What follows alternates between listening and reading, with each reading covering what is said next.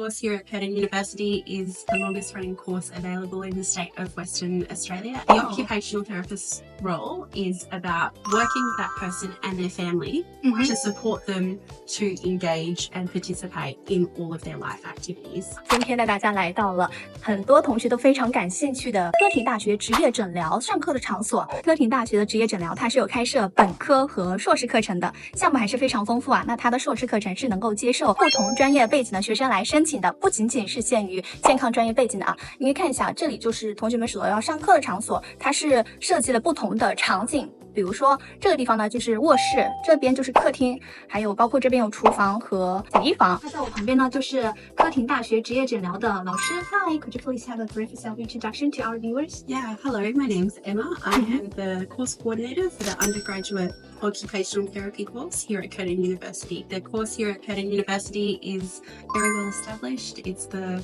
longest running course available in the state of Western Australia, and it is an honours course. A lot of our Chinese students are interested in our program. The occupational therapist is common in China. Many students think it's really broad. Could you simply explain what OT is in Australia and what does they do? Yes, absolutely. Simply is a challenge because it is a very broad profession. So I'll do my very best to explain it as simply as possible.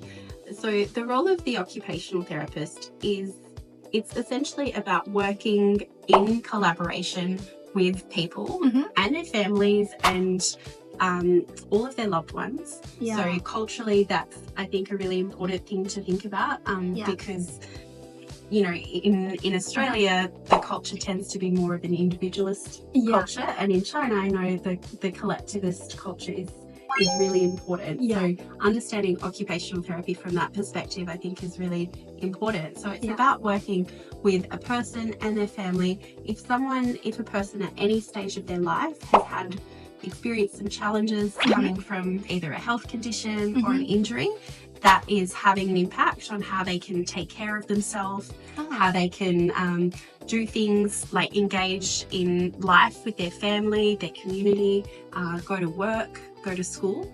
The occupational therapist's role is about working with that person and their family to support them to engage and participate in all of their life activities. Yeah, I got it. And the clients will range from the children to the elderly? Absolutely. So we work with people across the whole lifespan. Our Curtin University provides the Master of Occupational Therapy and Bachelor of Occupational Therapy program.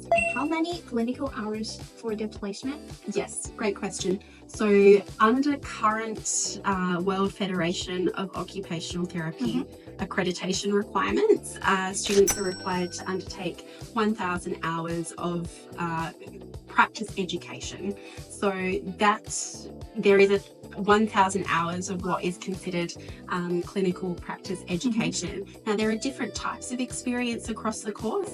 Obviously, in the first year of the course, students aren't going to go straight into a final year complex full occupational therapy role. So the fieldwork experiences that are available for students across the course scaffold in a way to support their learning. So our students will do the majority of their fieldwork placements, their clinical practice education in their final year, both in the undergraduate and the master's courses. So once they've had time to consolidate all of their knowledge so that they have the skills to go out and practice that. And to be a registered occupational therapist. Yes.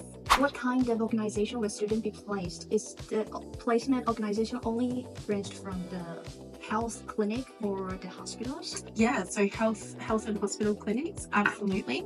In Western Australia, occupational therapists work in, I would say, primarily the health and disability sectors. And even within health and disability, there's so many different areas. So that ranges from acute care to rehabilitation to community-based care for people with a variety of health conditions and disabilities. Anything really that might have an impact on people's ability to engage and participate in their daily life activities. As we saw with the tour, there's also other areas that occupational therapists work, such as workplace rehabilitation and hand and upper limb rehabilitation. We don't have a specific classroom space as such, but mental health is another really important area where students work. So they're the main areas where students would be placed. There are also opportunities for students in our courses to complete an international placement. So we do have international partnerships with some different sites. So there are opportunities for students to go and do some of their placements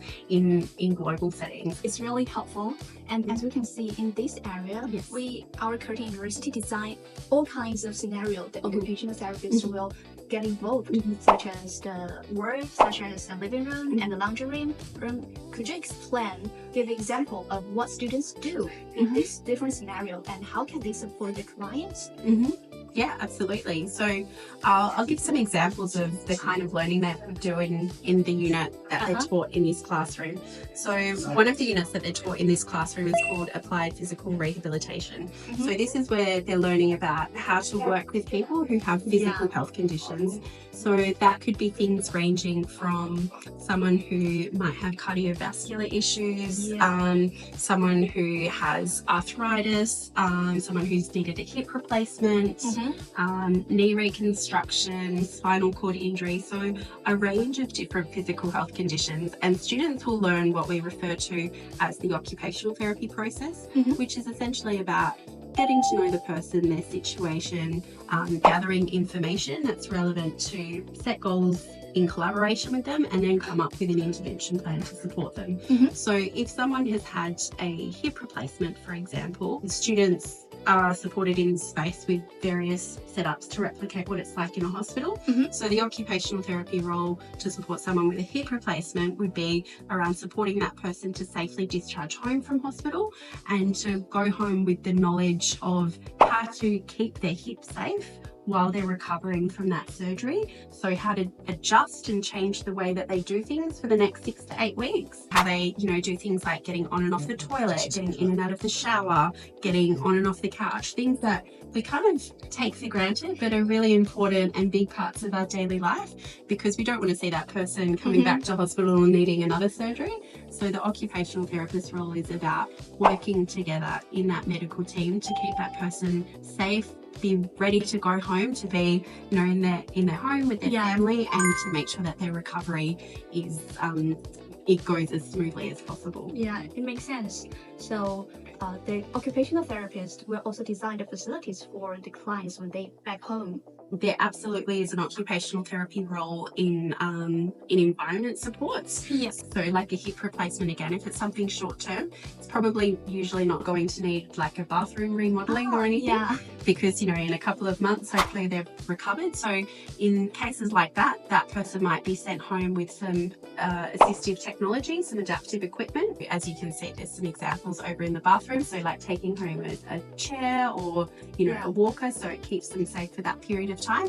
But for someone who has like a longer term, a permanent disability or a degenerative health condition where it's important to think about what's the longer term impact, the occupational therapist absolutely can be involved in thinking about what is a good design of the person's bathroom going to look like. So, if they need to use a hoist to transfer in and out of the shower, how can the bathroom be redesigned to enable that?